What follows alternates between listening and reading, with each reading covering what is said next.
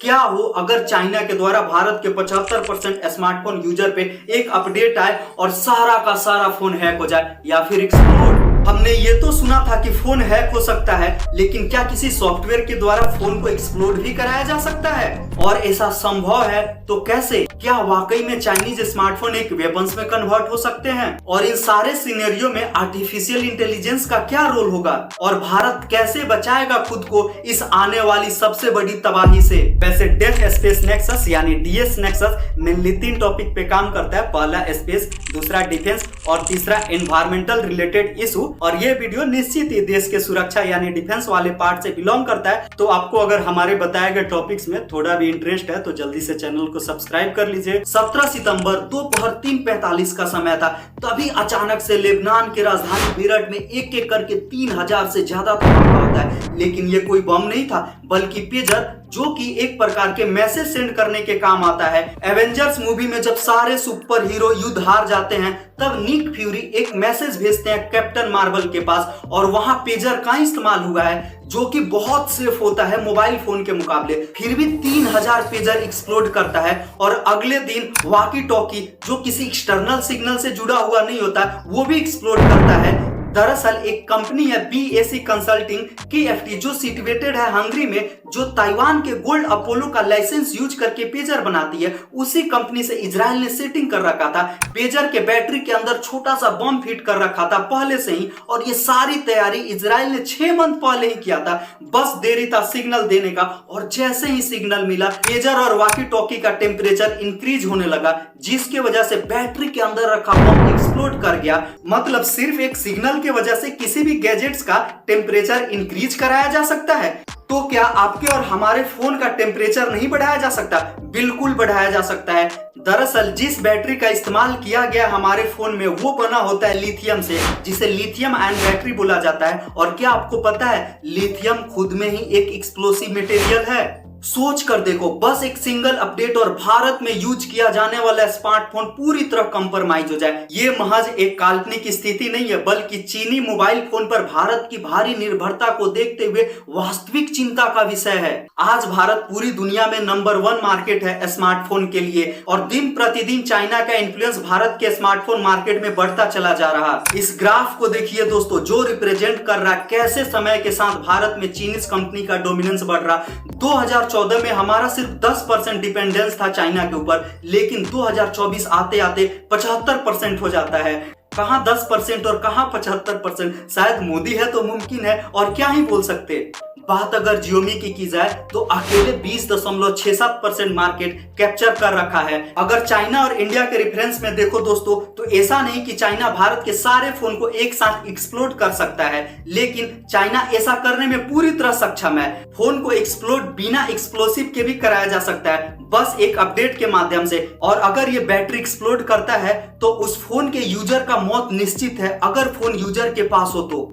2021 में भारत के एक बच्चे की Redmi Note 5 फोन के एक्सप्लोड करने से मौत हुई थी। ऐसा ही कुछ हुआ था Samsung Galaxy Note 7 के साथ। पिछले साल एक एयर इंडिया के फ्लाइट को इमरजेंसी लैंड करानी पड़ी थी, रीजन सेम था, फोन एक्सप्लोड की वजह से। और ये सिर्फ कोई हाइपोथेटिकल सिनेरियो नहीं है, युद्ध के दौरान चाइना ऐसा कुछ करने से पीछे नहीं हट सकता। और सिर्फ एक यही खतरा नहीं मंडरा रहा हमारे देश के ऊपर। आजकल की मॉडर्न वारफेयर और आर्टिफिशियल इंटेलिजेंस के समय को देखा जाए तो चाइना एक्सप्लोसिव के जगह फोन को हैक करना ज्यादा प्रीफर करेगा। इन फ्यूचर सभी को पता है किसी ना किसी दिन चाइना से युद्ध होगा, जिसका एग्जांपल आप गलवान क्लैश से देख सकते हो। आज भारत और चाइना के बीच टेंशन बढ़ते चला जा रहा, और क्या पता आज जितने सारे फोन हैं हमारे देश में चाइना में वो ऑलरेडी हैक हो चुके हो, और आर्टिफिशियल इंटेलिजेंस के मदद से हमारी सारी जानकारी उनके पास पहुंच रहा हो। जब पेजर और वॉकी टॉकी जैसे गैजेट्स को एक सिग्नल के द्वारा एक्सप्लोड कराया जा सकता है, तो ये सोचना भी बेवकूफी होगा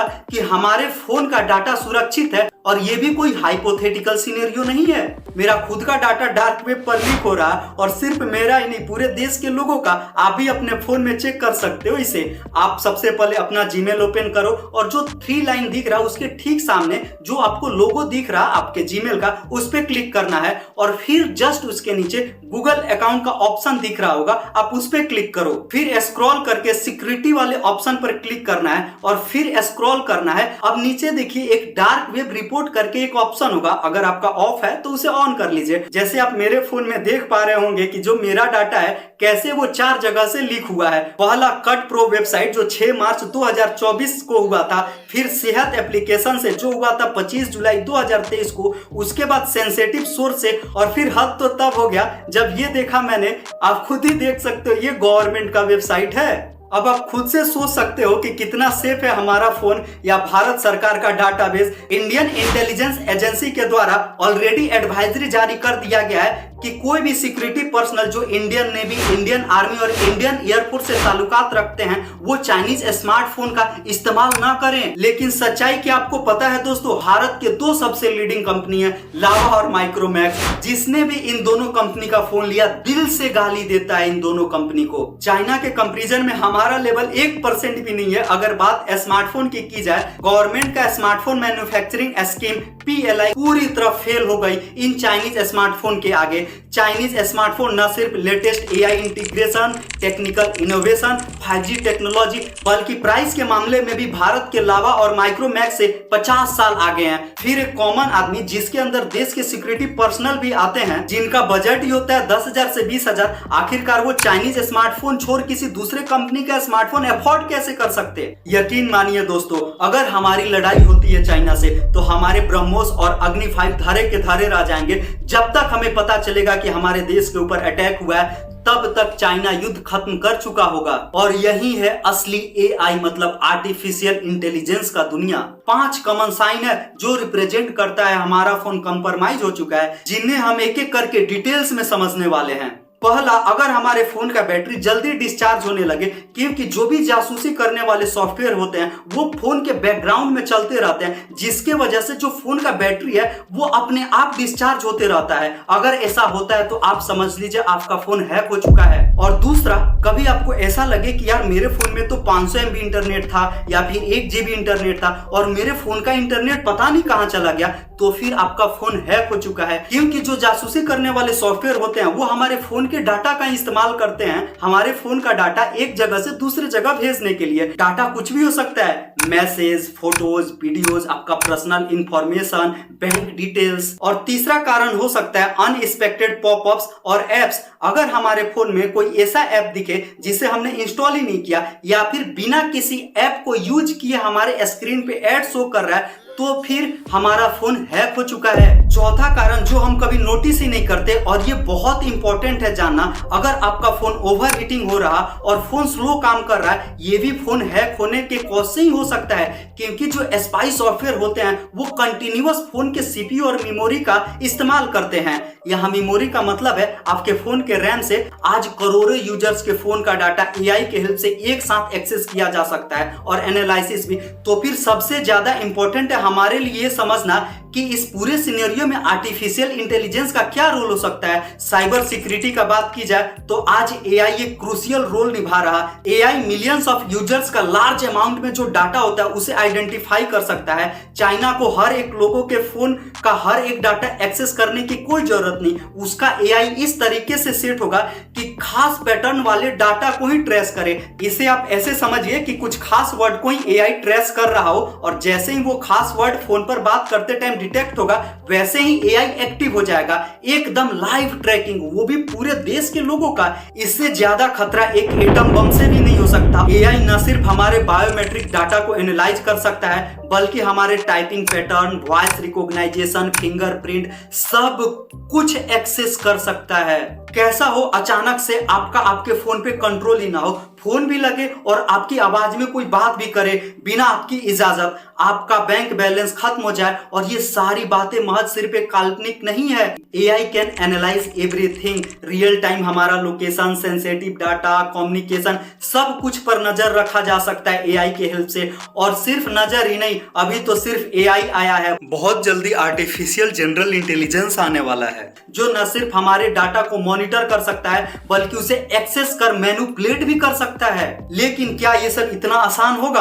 और खासकर जब बात भारत की हो तब चाइना के बाद सबसे बड़ा महाशक्ति है इस दुनिया का। ऐसे में क्या है cyber crime treaty for foreign country. 9 अगस्त 2024 को यूएन जनरल असेंबली कमेटी के द्वारा एक कानून बनाया गया इंटरनेशनल साइबर क्राइम को लेकर। यूएन मतलब यूनाइटेड नेशन, जिसका रूल लगभग सारे देशों पर लागू होता है, चाहे अमेरिका हो, चाइना हो, चाहे भारत हो। हालांकि ये बात अलग है कि यूएन का हाल यही है जैसा कि हमारे देश भारत में ह्यूमन राइट्स का। किसी का फोन हैक करना या फिर ऑनलाइन किसी के साथ धोखाधड़ी करना, ये सारे गुनाह साइबर क्राइम के अंतर्गत आता है। इसे आप ऐसे समझिए, फोन के माध्यम से किसी दूसरे को हार्म पहुंचाना सब कुछ साइबर क्राइम के अंदर ही आता है। यूएन साइबर क्राइम ट्रीटी दुनिया के सारे देशों को इजाजत देता है इस पर एक्शन लेने का। आप इसे ऐसे समझिए, मान लीजिए कल होकर चाइना भारत के सारे लोगों का फोन हैक कर लेता है तो भारत यूएन में मुकदमा दर्ज कर सकता है चाइना के अगेंस्ट इंटरनेशनल कोर्ट में। अब वो बात अलग है कि इंटरनेशनल कोर्ट का जो फैसला होता है वो ना ही भारत मानता है ना ही चाइना मानता है। ये दोनों ही देश बोलते हैं कि अगर कुछ गड़बड़ होगा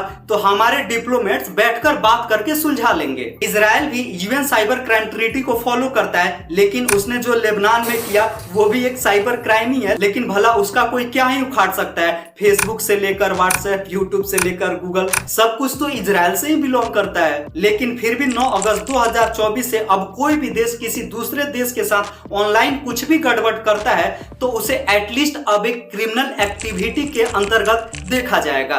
भले ही नियम बन गया है लेकिन इससे कुछ होने वाला नहीं है। तो फिर अब ये समझना हमारे लिए बहुत ही इंपॉर्टेंट हो जाता है कि भारत कैसे अपने देश के 75% लोगों का जो चाइनीज फोन का इस्तेमाल करते हैं उनका डाटा बचा सकता है। ये 75% लोग में बहुत सारे मिलिट्री के जवान भी होंगे, देश के सेना के कुछ ऑफिसर्स भी होंगे। ऐसे में भारत को नेशनल साइबर सिक्योरिटी पॉलिसी को अपडेट करना होगा। इसके साथ साथ national critical information infrastructure protection centre NCIIPC, जिसका काम है कोई क्रिटिकल इंफॉर्मेशन देश के बाहर ना जाए उसे दुरुस्त करना होगा। रैंडमली कुछ मिलिट्री के जवान और देश के आम लोगों का फोन कलेक्ट कर मॉनिटर करना होगा कि ऐसा कुछ सस्पिशियस तो नहीं है फोन में जिससे फोन का डाटा लीक हो रहा है। इंफॉर्मेशन टेक्नोलॉजी एक्ट को भी दुरुस्त करना होगा जो इसे टेस्टिंग और सर्टिफिकेशन देती है। आप इसे ऐसे समझिए कि जो भी कंपनी मोबाइल फोन या ऐसे गैजेट्स बनाते हैं उनका प्रॉपर टेस्टिंग हो कि ऐसा कोई मालवेयर या ऐसा कोई सॉफ्टवेयर तो प्री इंस्टॉल नहीं है हमारे फोन में। कंपनी वाले जो अपडेट भेजते हैं हमारे फोन पर